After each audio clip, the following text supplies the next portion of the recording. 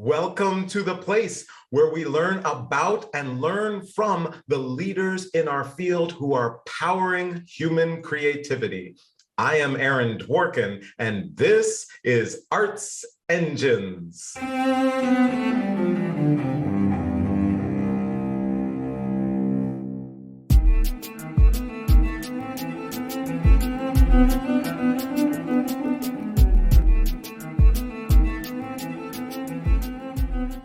Thanks again for joining me here on Arts Engines. Today's guest is Elizabeth Guerriero, who is an educator, arts leader, and founder and principal of Beth G Consulting. Elizabeth, or Beth, welcome to the show. Thank you so much for having me today, Aaron. I'm excited to be here. Well, so I'm so excited to talk with you. This show is also co-curated by our wonderful partner, the Suzuki Association of the Americas, which of course you have a rich history with, and I specifically wanted to be able to talk about Dr. Suzuki, because I think that while many, all of our audience know who he is and know of Suzuki, they may not know about the philosophy and the overall impact on education. So I'd love to kind of delve into that, and especially with the expert just knowledge that you have on the topic. And I thought what might be ideal is to just start, could you kind of share the overview, right? Kind of, just the overview of why is he important? Why is there a Suzuki Association of the Americas? And what is that kind of overarching impact that he has had on education? Sure, that is a great question to unpack, and I'm excited to be here today. Thank you for having me. Really, Shinichi Suzuki and the Suzuki philosophy, of course, comes from Japan originally, right? And Dr. Suzuki's method and philosophy. And we need to unpack that as both of those things, both the philosophy and the method. And the philosophy comes principally from Dr. Suzuki's book, seminal work, Nurtured by Love, written in the 1940s. And that book is really a philosophical book that is accompanied by originally the 10 violin volumes, which is the method that goes along with that. So within the philosophy, really, Shinichi Suzuki outlines a couple of core principles. The greatest one really is this idea that every child can. That is the phrase that comes out of Nurtured by Love, and this idea of meeting children where they are, and the environment, and sort of building out an environment that is nurturing for children to learn music. It starts with music. Yes. Oh, go ahead. Oh, sorry. And I was just going to ask, was that different? I recall, and I know one of my favorite quotes from Suzuki is, "Talent is no accident of birth." And it was his philosophy. Had it been different prior to that? In other words, did he kind of represent a sea change, or just wondering kind of that as you were describing that? Well, I think that's a great question. Dr. Suzuki had studied in Europe, in Germany, prior to his time going back to Japan, coming out of World War II, right? And so I think that I'm not sure that he necessarily was thinking about how music learning happened, but I think he came back to Japan thinking about how he was going to, work with children and teach violin. And this is where this sort of came from. What's really interesting to consider is the overlap with a couple of other major music education pedagogues at that time, right? Because others, particularly Kodai and Delcros, were influencing music education and in the world at that time. And so we know from the research that they were all doing similar types of work as Dr. Suzuki. And so that this is a very interesting thing. I know we're talking about Suzuki here, but it's kind of fascinating to think about it because no one was working in a vacuum. And so how that is, coming through is important. So to think, carefully about where Suzuki is coming from, he's thinking about this environment. He's also thinking about language learning and how repetition is very important in language learning, and how this can be important for the learning of music for very young children. So he's going to define very young children as being maybe 3 and 4 years old. And how a 3 or 4 year old, or actually a much younger child, would learn language by repetition, and thinking about how that may translate into language music learning for learning an instrument such as the violin. And so these are some core philosophical ideas that come out in the book Nurtured by Love. And then this translates into a method.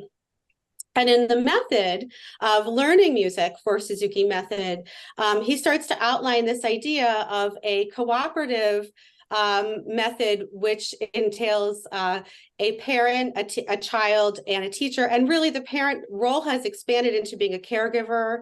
It could be a community member. It could be someone within the child's circle to help and support them in their learning process.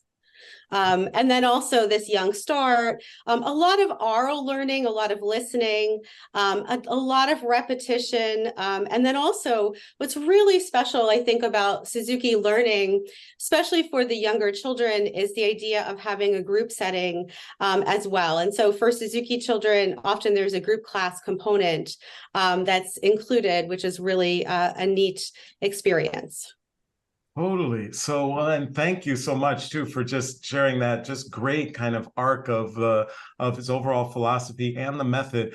I wanted to just go a little deeper into the role of parents, and parent slash caregiver, parental figure, and kind of that importance. And is that kind of viewed as a critical component? And also, do you find, and or do a lot of teachers find that the benefits for the students go beyond even the music learning itself, and kind of there's other benefits? Just wonder if you could speak a little more just about that component of it, because it certainly seems to be a core aspect. So what I think is really incredible in Suzuki method, and in the original model, it's really viewed as a triangle, and the triangle puts the child and then the teacher and the parent, or we'll call caregiver, into this triangle where they're learning together. And in the earliest stages, the parent is essentially in the role as a home teacher.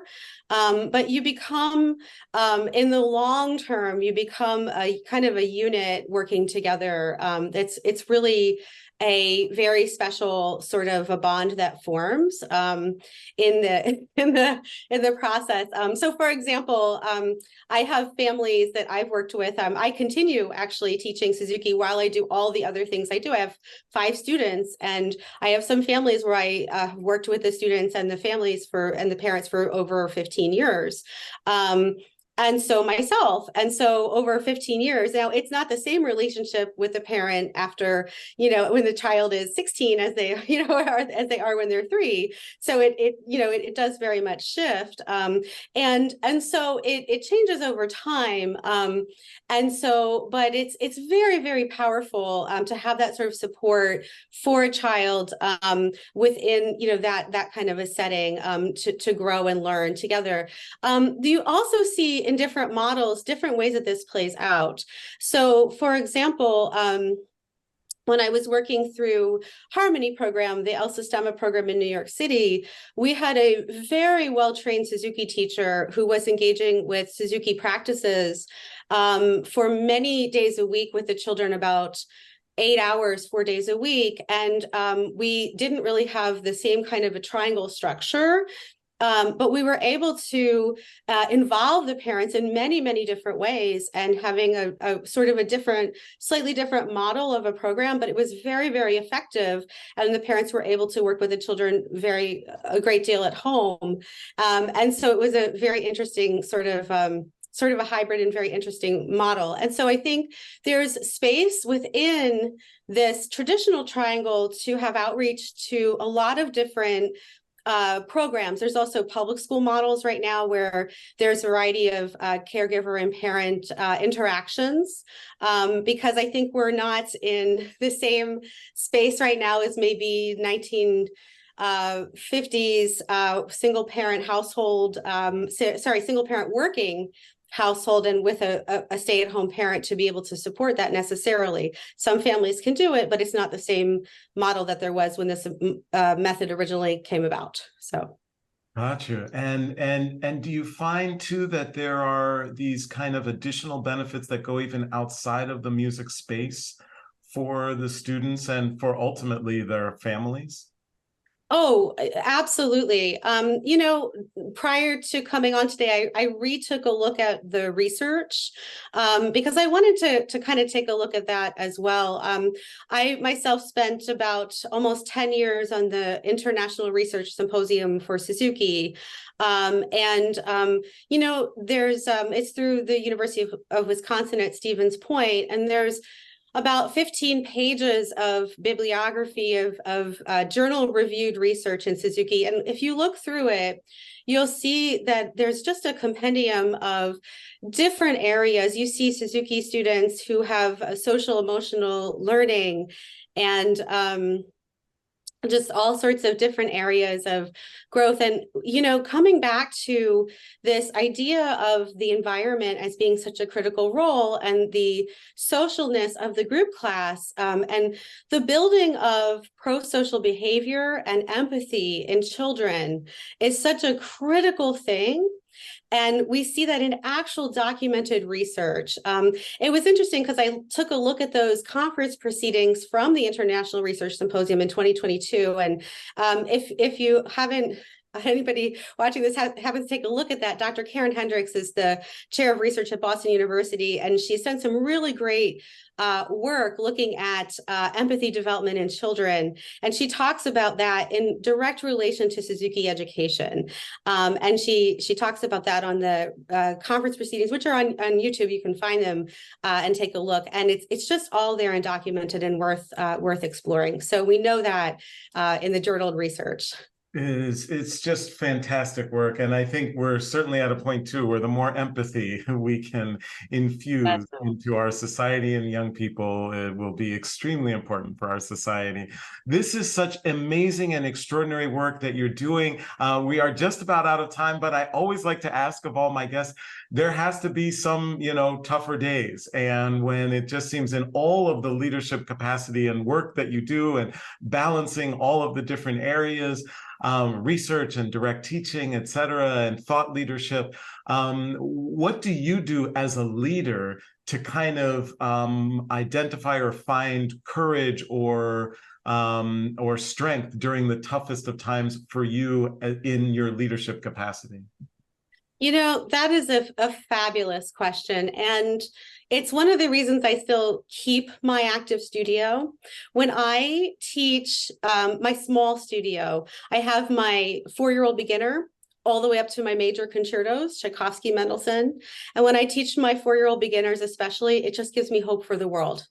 And so that is everything in so many ways, right? Because if you know that you're doing this work of, building empathy and those smiles, and as they grasp some new concept, it's just the most exciting thing. And that is what gives me the energy to keep this work going on and on. It's so exciting. Elizabeth Guerriero, you truly are one of the arts engines who is powering human creativity in our world. Thank you so much for everything you do, and thank you for being on the show. Thank you so much.